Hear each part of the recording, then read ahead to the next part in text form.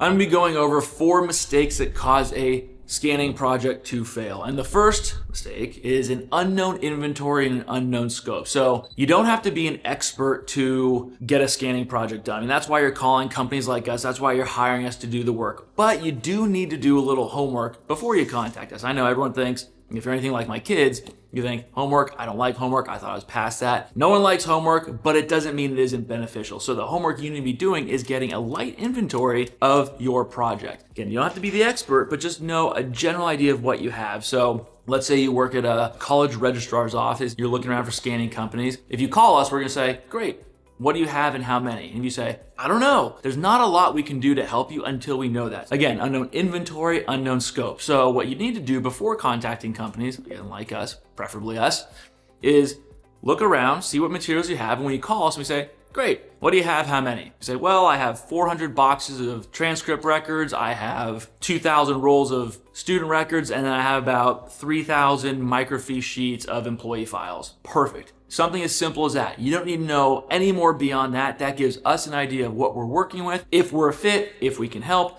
how we can help you, and getting us some ideas of, okay, that's really 3 projects. It's not one project yet. Paper, microfilm, microfiche. In itself, we know now it's kind of 3 projects in one.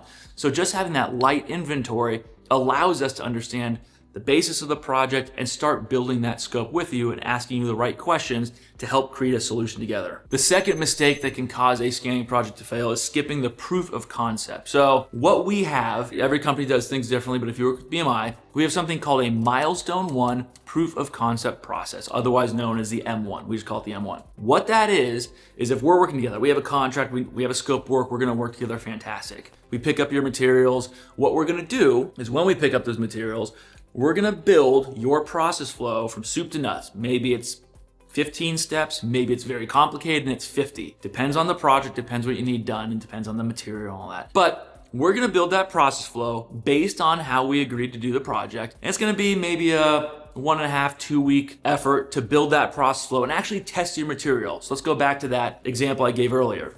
400 boxes, 2,000 rolls of film, and 3,000 fiche. I believe that was it. So again, that's gonna be 3 projects. So 3 process flows will be built, and we'll scan probably 2 to 3 boxes of the paper files. Out of 2,000 rolls, we'll probably scan 6 or 7 rolls. And then of the 3,000 microfiche, again, maybe 5 or 6 sheets of microfiche. So we're actually gonna process them through their respective process flows. So the paper will go through the paper process flow, the film through the film, the fiche through the fiche flow. And what we're gonna do is get the result and say, great, Mr. or Mrs. Client, we're gonna review this with you together so you can see the result, because we wanna make sure that you see the results, you understand, great, image quality is good, or if there are bad images, is it because of the original material? We wanna point that out. The indexing, the naming of the file is good. Basically, whatever we agree to in the scope, you get to review it before we do the whole project. And if everything's good, or even if we make a few tweaks, you say, great, M1 is approved, then we let our project team know, continue on, assuming the material is consistent, we move on and finish the project,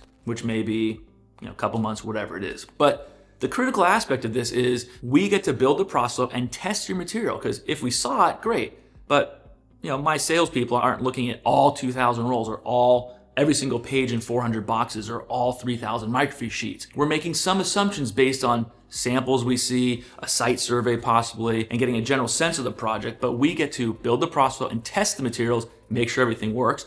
And then the benefit for you is you get to see it and go, okay, this is what I expected. I'm ready to go. Let's do it. Or you go, ooh, I thought I wanted this, but can we tweak it like this? Because now I realize that won't work. Whatever that is. So it's a benefit for both, but you can imagine if you skip this step and we don't talk to you, we don't do a process flow, or we don't do a milestone, we don't get to show you before, and we just do it. Now it's 3 months later, here's your project, we finished it, and you say, well, that's not what I wanted. And we say, well, that's what the contract says. We don't want to have those issues. We want to make sure everyone's on the same page, collaborating, working together, we're a team. So skipping that proof of concept, in our case, the M1, that is a recipe for failure. The next mistake that can cause your scanning project to fail is overestimating indexing and search capabilities. The first rule of digital indexing is replicate how you find your records now. The second rule of digital indexing is replicate how you find your records now. Now, jokes and Fight Club aside, replicating what you do now is in my opinion,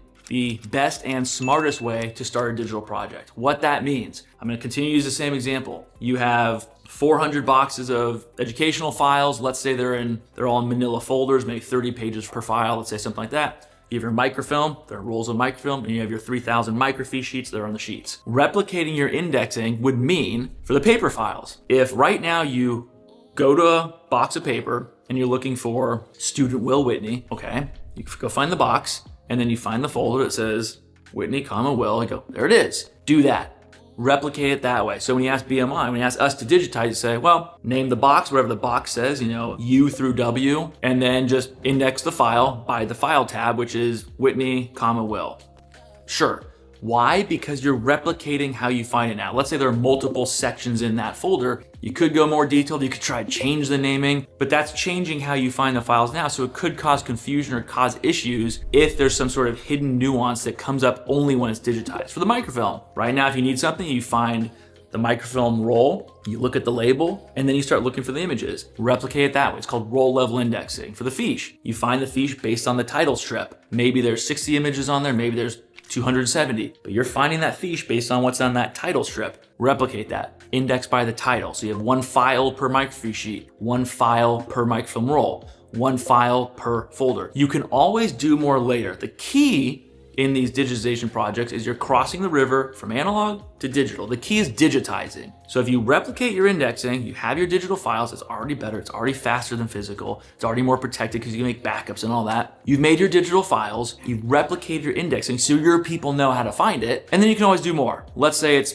2-3 months later, you go, yeah, I do like these rolls. I mean, it is easier to find. I don't have to get the film, I don't have to get the physical microfilm, use the machines, whatever it is, but they are student records on microfilm, and I would like those files broken out and named by the student. They're maybe 3, 4, 5 pages each. Or on those microfiche, every page or two is a new student. I really would like those broken out. We just did a project like that. They can become expensive. We can do that because they're already digitized. Now you're just saying, you know what, BMI, you already did it. We want to go a step further. You have the digital files, or here, we'll send them back to you and do this next step. It's like cutting hair. And when I get a haircut, the gal that cuts my hair will say, hey, is that good? Or you want me to cut more? I'd rather she do that. And I say, Will, you look great. Leave it as is.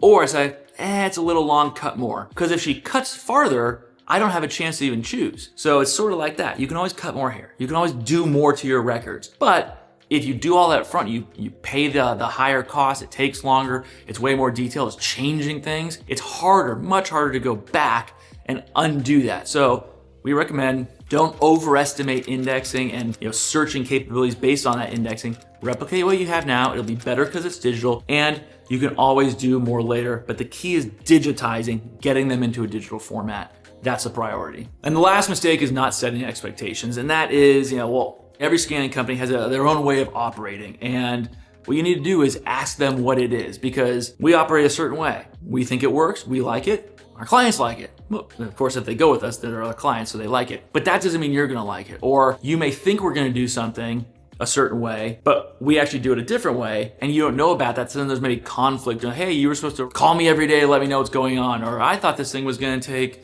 1 week. Why is it taking more than that? And why is it taking 2 weeks? Whatever it is, ask how the company you're working with works so you can set expectations of what you should expect, how you communicate, how the job's gonna go, everything that ties into that. You need to have those expectations set. You might want something like, if it's a 4-month project, yeah, you'll get updates along the way, but maybe you wanna be updated every Monday.